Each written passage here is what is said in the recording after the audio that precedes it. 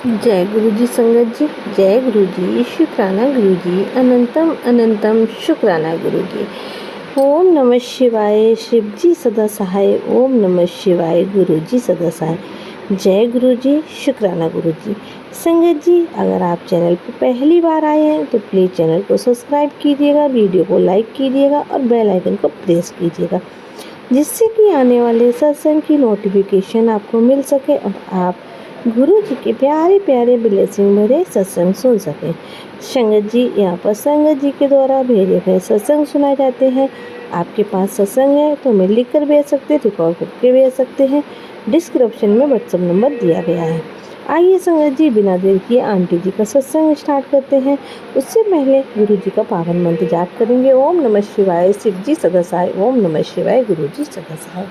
जय गुरु जी, शुक्राना गुरु जी, अनंतम अनंतम शुक्राना मेरे गुरु महाराज। मैं गुरु जी की बेटी गुरु जी का सत्संग गुरु जी के मंत्र जाप से शुरू करना चाहूँगी। ओम नमः शिवाय, शिव जी सदा सहाय। ओम नमः शिवाय, गुरु जी सदा सहाय। ओम नमः शिवाय, शिव जी सदा सहाय। ओम नमः शिवाय, गुरु जी सदा सहाय। संगत जी, मैं अपना शुक्राना सत्संग गुरु जी के सत्संग चैनल पे शेयर कर रही हूँ और बहुत बहुत थैंक्स करना चाहूँगी उनका, जो मेरे सत्संग को अपलोड करके बाकी संगत परिवार तक पहुँचाएंगी। संगत जी, गुरु जी कहते हैं शुरू से शुरुआत करो। तो 2007 31 मई, जिस दिन गुरुजी ने अपना फिज़िकल चोला छोड़ा था, उस दिन गुरुजी ने मेरी मम्मा को रात को ड्रीम दर्शन दिए थे। मेरी मम्मा को गुरुजी के बारे में कुछ नहीं पता था। अगले दिन हमारे घर पंजाब केसरी न्यूज़पेपर आता था, वो जलंधर से आता था। वैसे तो गुरुजी के बारे में कभी न्यूज़पेपर मैगज़ीन्स में कभी नहीं आया, लेकिन उस दिन उस न्यूज़पेपर में ये आया था कि गुरुजी ने अपना फ़िज़िकल चोला छोड़ दिया है। और अगले दिन मेरी मासी, जो मेरा पता करने आई हुई थी, मेरे को ब्रोंकाइटिस की प्रॉब्लम थी और मेरी मम्मा को नींद की प्रॉब्लम थी। वो बहुत सारी टैबलेट्स लेती थी, दिन की 8-8 10-10 टैबलेट्स लेती थी। अब मम्मा ने मासी को बताया कि ये गुरुजी तो रात को मेरे ड्रीम में आए थे, लेकिन मेरे से कोई बात नहीं हुई। बट मेरी वो ब्रोंकाइटिस की प्रॉब्लम ठीक हुई, मम्मा की नींद की प्रॉब्लम ठीक हुई। उसके बाद मेरी शादी थी उस साल में और हमारी लव मैरिज थी। घर वाले थोड़े से अगेंस्ट थे, बट मैं शिवजी के सामने बैठी और जब मैंने उनसे बोला तो मेरे को ऐसा दिखा कि शिवजी और पार्वती माँ ने मुझे आशीर्वाद दिया है, हम दोनों को। और उसके बाद हमारी आराम से शादी हो गई, सब कुछ एक्सेप्ट हो गया। फिर मेरे को बेबी कंसीव नहीं हो रहा था और 1 साल मैं डिप्रेशन में थी। एक मिसकैरेज भी हुआ था। बहुत मुश्किल टाइम था वो मेरे लिए, बट गुरुजी ने उससे भी मेरे को निकाला और मेरे को एक बहुत प्यारी बेटी ब्लेस की। जब डिलीवरी हो रही थी तो मेरी बेटी की हार्ट रेट बहुत लो चली गई थी। डॉक्टर्स पैनिक मोड में आ गए थे, बट गुरुजी की कृपा से सब ठीक ठाक हो गया। उसके बाद गुरुजी ने मेरे पापा का एक एक्सीडेंट हुआ था, जिसमें मेरे पापा गाड़ी ड्राइव करके आ रहे थे। उनकी गाड़ी गिरती बहुत तेज़ पलटी और बिल्कुल टोटल हो गई थी। लेकिन जब लोगों ने उनको बाहर निकाला तो उनको खरोच भी नहीं आई थी, थोड़ी बहुत ऐसे थी।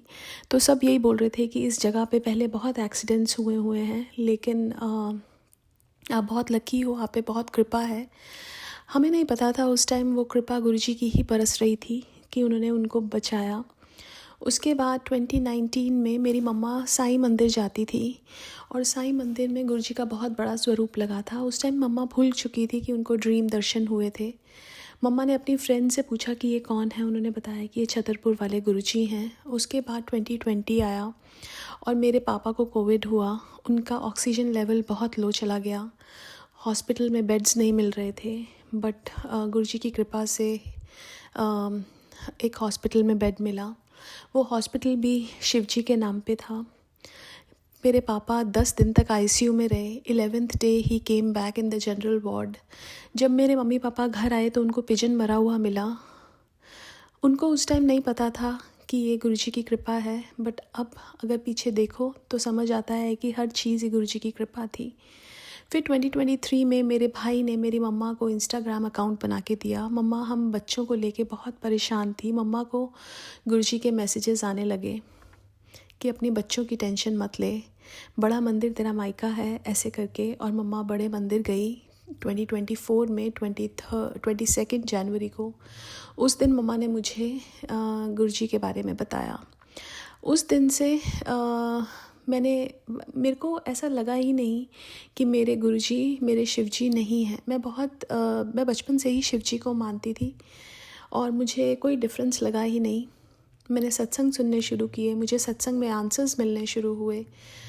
मैं यूएस में रहती हूँ, मुझे नहीं पता था कि यहाँ सत्संग होते हैं कि नहीं होते हैं। मैंने गुरुजी के से मन में अरदास की, ऐसी अरदास भी नहीं, एक ख्वाहिश थी कि मैं सत्संग पे जा पाऊँ। अचानक से मेरी एक फ्रेंड का मैसेज आया कि हम लंच पे चलते हैं।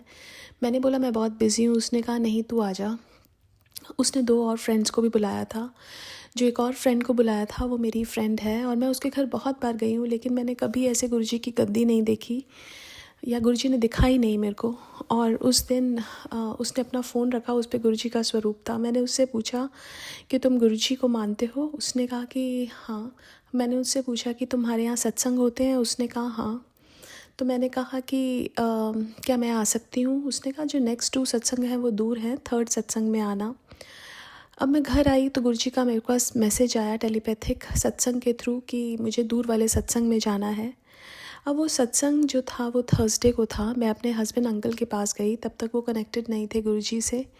मैंने उनको बोला कि मुझे सत्संग में जाना है, थर्सडे को है। उन्होंने कहा एक तो इतनी दूर सत्संग है, बच्चों की क्लासेस हैं, स्कूल्स हैं, हमारे ऑफिस है, कैसे जाएंगे? अगर सैटरडे को होता तो अच्छा होता। मैं रूम से बाहर निकली, मैं शाम को सत्संग सुन रही थी। मेरी उसी फ्रेंड का मैसेज आया कि जो थर्सडे का सत्संग है वो सैटरडे को मूव हो गया है।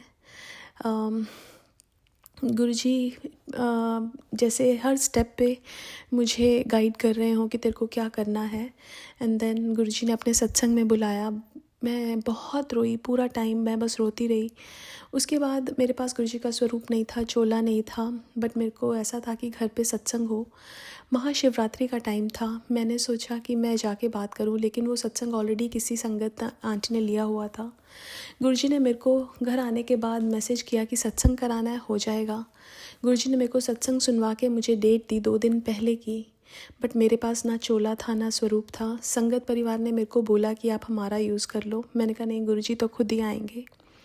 और मैंने अगले दिन मेरी बहन का मेरे पास कॉल आता है जो नोएडा में रहती है। उसने बोला कि मैं तेरे को भेज दूँगी। उसने स्वरूप और चोला फेडेक्स करवाया। सत्संग थर्सडे को था, वो फेडेक्स थर्सडे को ही दिखा रहा था। मैंने गुरुजी को बोला अब आप गुरुजी खुद ही आओगे, आपको पता है सब कुछ। और गुरुजी हर पल सुनते हैं, हमारी बिन बोले भी सब कुछ सुनते हैं। वो जो डिलीवरी थर्सडे की थी वो वेंसडे की हुई। बहुत प्यारा दरबार गुरुजी ने सजाया, इतना प्यारा सत्संग हुआ।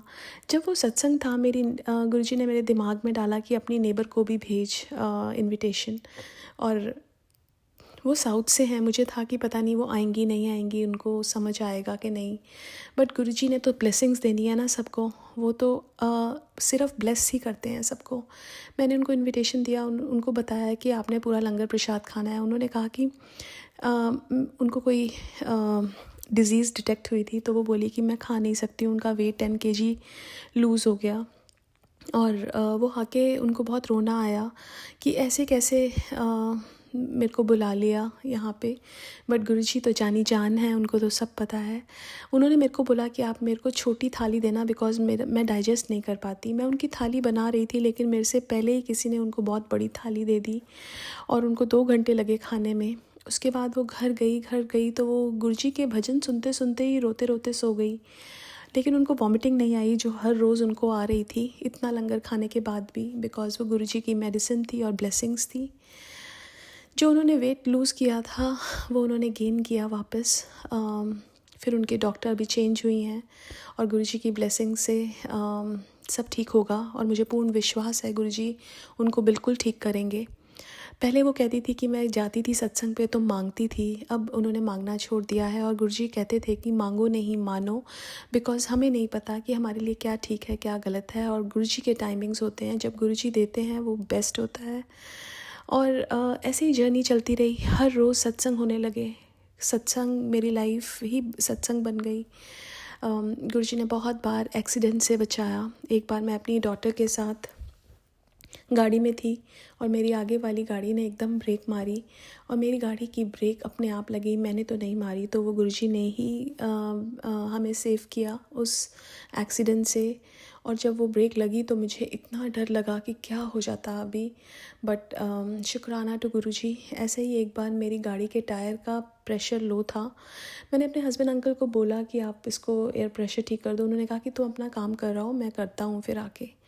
मैं मेन रोड पे थी और एक बटरफ्लाई मेरी गाड़ी के ऊपर से आई और जब मैं टर्न ले रही थी तो उसमें थोड़ी सी गाड़ी स्किड की। तो मुझे पता था कि कुछ बड़ा होना था, लेकिन गुरुजी ने ब्लेसिंग्स दे के सब ठीक कर दिया। तो बहुत बहुत बहुत शुक्राना मेरे गुरु महाराज। आज के लिए मैं अपने सत्संग को यहीं विराम देना चाहूँगी। मेरे पास बहुत सारे सत्संग हैं गुरुजी के, बहुत सारी ब्लेसिंग्स हैं और मैं ज़रूर शेयर करूँगी जब गुरुजी की इच्छा होगी। तो आज के लिए मैं अपने सत्संग को यहीं विराम देना चाहूँगी।